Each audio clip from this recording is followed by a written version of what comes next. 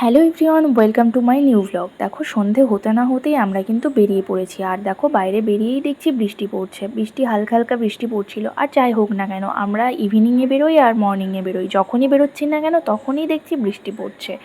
মানে অনবরত ধরো কয়েকদিন ধরে বৃষ্টি হয়েই যাচ্ছে। যাই হোক, আমাদের বৃষ্টিটা বেশ ভালোই লাগে, তো তাই জন্যেই আমরা বৃষ্টি মাথায় নিয়েই প্রায়ই বেরোই। মানে ইভিনিং হলেই আমাদের আর ঘরে মন বসে না, মনে হয় কি একটু বাইরে যাই, ঘুরে আসি, যেহেতু সারাদিন ঘরেই থাকা হয় ওই জন্য।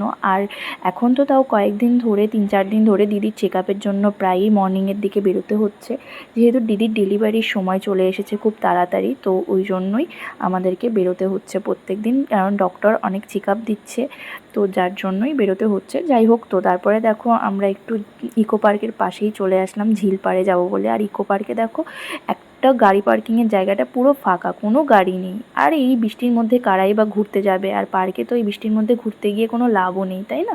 তো যাই হোক, তো আমরা একটু গেছিলাম ঝিল পাড়ের দিকে। তো দেখো ঝিলপাড়ের এই ঢুকে পড়েছি। আগে কিন্তু এখানে কিন্তু গাড়ি অ্যালাউ করছিল না ঝিলপাড়ের এখানটায়, মানে শুধু অনলি বাইক যেতে দেয়, আর 4 হুইলার অ্যালাউ করে না। আর এখানে কিন্তু 4 হুইলার রাখলে সেই যেটুকুর জন্যই আসো না কেন, তোমাদের কিন্তু গাড়ি পার্কিংয়ের চার্জ নেবেই এরা।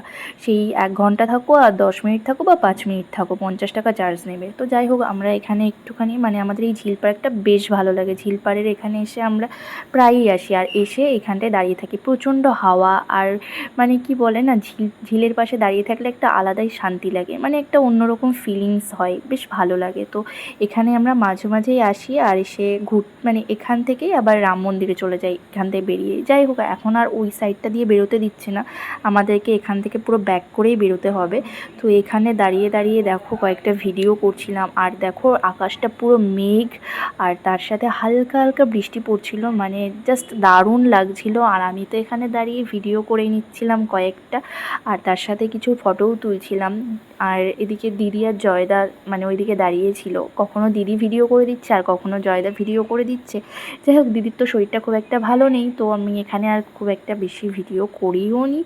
যাই হোক, আমাদের এখানটায় বেশ ভালো লাগে। আর আমরা মানে যখন গেছিলাম তখন তেমন একটা লোকজনও ছিল না, পুরো ফাঁকা। অ্যাকচুয়ালি বৃষ্টি হলে কি আর বাইরে লোকজন তেমন থাকে?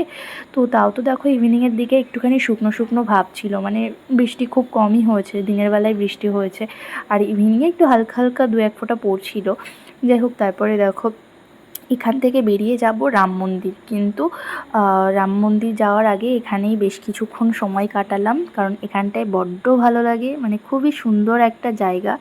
মানে পার্কের থেকেও আমার এই জায়গাটা সবথেকে বেশি ভালো লাগে। যাই হোক, নেক্সট পার্টটা পরের ভিডিওতে আসবে। টাটা।